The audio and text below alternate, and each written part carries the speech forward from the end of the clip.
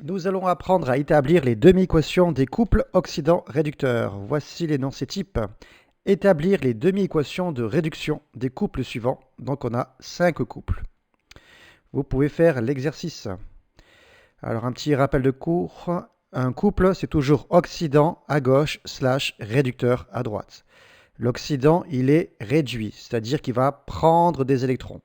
Le réducteur, il est oxydé, c'est-à-dire qu'il va donner ou perdre des électrons. On y va avec le premier.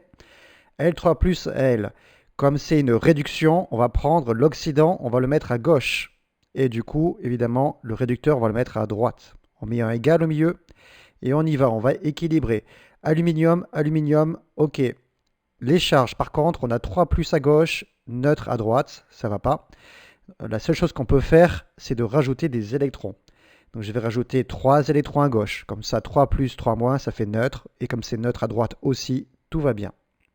Voilà pour le premier. Le deuxième, HClO, Cl2, toujours pareil. Hein. Comme c'est une réduction, on va mettre l'oxydant à gauche qui va être réduit. Alors le chlore, il y en a un à gauche, il y en a deux à droite. Donc je vais multiplier par 2 pour avoir les deux chlores. Oxygène, j'en ai deux à gauche, j'en ai aucun à droite. Alors quand j'ai besoin de rajouter des oxygènes, on va la mettre sous forme de H2O, d'eau. Donc j'ai besoin de deux oxygènes, je mets deux H2O. C'est toujours comme ça. Maintenant, je regarde les hydrogènes. J'en ai deux à gauche, j'en ai quatre à droite. Donc il faut en rajouter deux à gauche. Les hydrogènes, on les met toujours sous la forme d'ion H+. Donc j'ai rajouté deux H+. Maintenant, on va regarder les charges. J'ai deux positifs à gauche, neutre à droite. Donc il faudrait que ce soit aussi neutre à gauche. Pour que ce soit neutre, je vais rajouter deux électrons négatifs. 2 plus, 2 moins, c'est aussi neutre, aussi bien à gauche qu'à droite. Troisième exemple, S4O6 de moins, S2O3 de moins, toujours une réduction, donc l'oxydant à gauche. Les soufres, il y en a 4 à gauche, il y en a 2 à droite, donc je vais multiplier par 2.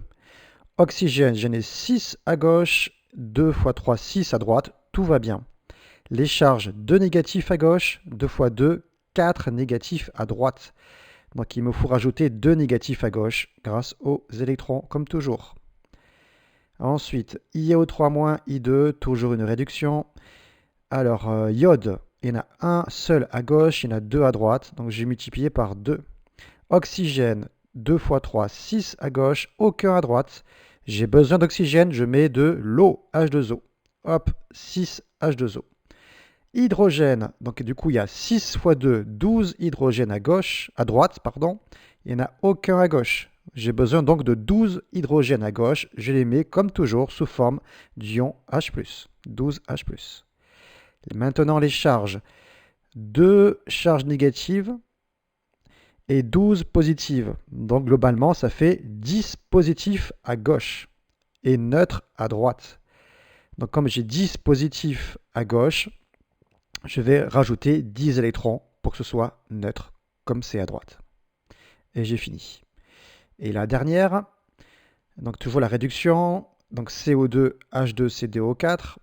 Les carbones, il y en a un à gauche, deux à droite, je multiplie par 2. Oxygène, j'en ai 2 fois 2, 4 à gauche, 4 à droite, tout va bien. Oui, c'est ça. Hydrogène, par contre, je n'ai aucun à gauche, j'en ai 2 à droite, donc il me faut 2 hydrogènes à gauche que je mets comme toujours sous forme de H+. Maintenant, les charges, j'ai 2 plus à gauche, neutre à droite, donc on va faire neutre aussi à gauche grâce à 2 électrons. Et voilà, on a terminé. Bravo à vous, n'hésitez pas à vous entraîner.